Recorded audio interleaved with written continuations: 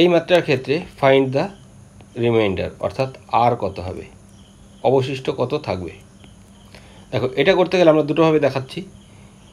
27কে 28 দিয়ে ডিভাইড করলে ভাগশেষ থাকবে -1, তার পাওয়ার অড, অর্থাৎ 27 যদি করি -1 পাওয়ার -1ই থাকবে, প্লাস 27, এটা থাকবে রিমাইন্ডার। কারণ 27 এর থেকে 28টা বড়, আর এটা জিজ্ঞাসা কত 26, এটা হয়ে যাবে রাইট অ্যান্সার। আবার এভাবেও দেখতে পারো এই ম্যাথটাকেই। দেখো ফার্স্ট পার্ট থেকে -1 টু দি পাওয়ার 27, এটা তো থাকছেই, প্লাস এই 27কে যদি আমি 28 দিয়ে ডিভাইড করি কত থাকবে, এখানেও থাকবে কিন্তু -1।